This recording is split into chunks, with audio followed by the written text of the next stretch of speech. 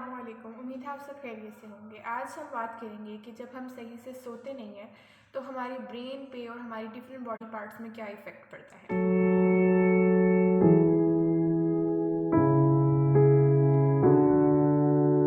तो सबसे पहले फंक्शन में हम बात करेंगे अपनी ब्रेन की। तो ब्रेन जो होता है वो हमारे ओवरऑल बॉडी के फंक्शंस को कंट्रोल कर रहा होता है। हमारी जितना भी हम अपने ब्रेन को रिस्पॉन्सेज जा रहे होते हैं वो ब्रेन के लिए एक वेस्ट होता है, ठीक है। तो जब हम सोते हैं तो ब्रेन उस वेस्ट को रिमूव करता है, प्लैक्स की रिमूवल करता है। लेकिन अगर हम सोते नहीं हैं तो वो वेस्ट और वो प्लैक हमारे माइंड के अंदर ही रहता है, हमारे ब्रेन के अंदर ही रहता है, और उसकी वजह से हम देखते हैं कि बहुत ज़्यादा सर दर्द कॉमन हो जाते हैं। इसके अलावा हमें इरिटेशन बहुत ज़्यादा होती है, इरिटेबिलिटी के सिम्टम्स देखने को मिलते हैं।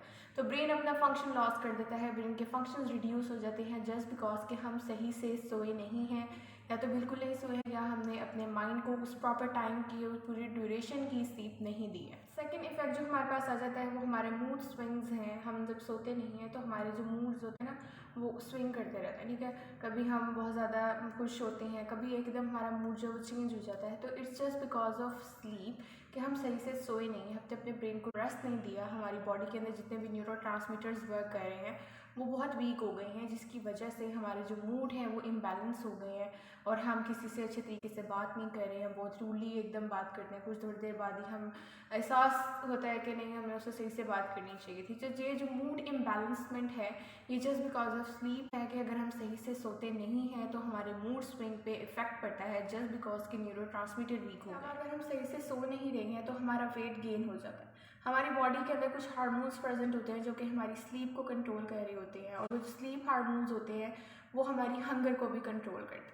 जब हम सही से सोंगे नहीं तो हमारे जो हार्मोन्स होते हैं, स्लीप हार्मोन्स, वो हमारी हंगर को कंट्रोल नहीं कर पाते हैं, और फिर हम ज़्यादा से ज़्यादा फूड का इंटेक करते हैं, जिसकी वजह से हमारा वेट जो है वो गेन होना शुरू हो जाता है।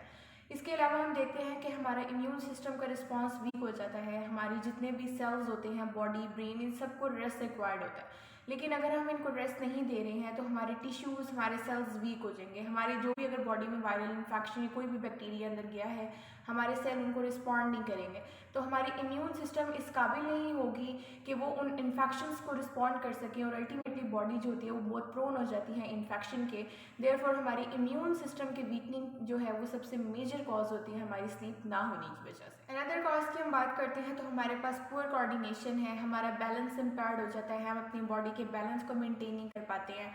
और बहुत सारे ऐसे लोग होते हैं जो कि रात को सोते नहीं हैं, जिसकी वजह से जब वो कोई भी अपनी ड्राइविंग के लिए जा रहे हैं तो उनके लिए जो एक्सीडेंट का रिस्क होता है वो इंक्रीज़ कर जाता है, क्योंकि उनका ब्रेन इस कदर वीक है कि वो रिस्पॉन्ड नहीं कर पा रहा है, ठीक है। और हमारी जो हार्मोन्स होते हैं बॉडी के वो वर्क नहीं कर रहे हैं, न्यूरोट्रांसमीटर सही से वर्क नहीं कर रहे हैं। मेजरली हमारा ब्रेन जो कि हमारी बॉडी को कंट्रोल कर रहा है उसको रेस्ट ही नहीं मिला तो वो कैसे रिस्पॉन्ड करेगा।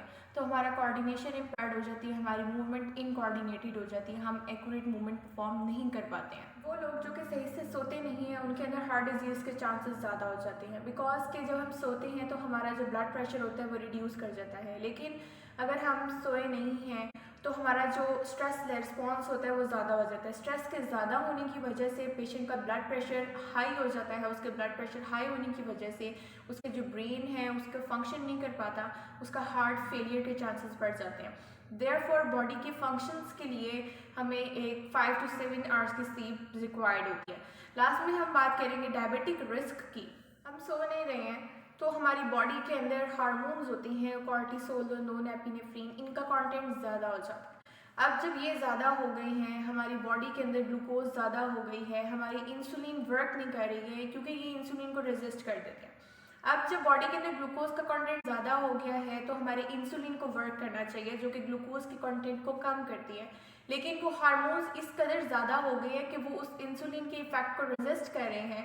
इंसुलिन है बॉडी के अंदर लेकिन वो उस इफेक्ट को रिस्पॉन्स नहीं कर पा रही है, जिसकी वजह से पेशेंट के अंदर डायबिटीज़ के चांसेस जो है वो बढ़ जाते हैं, जस्ट बिकॉज ना सोने की वजह से उनके जो हार्मोन्स होते हैं वो एलिवेट कर जाते हैं।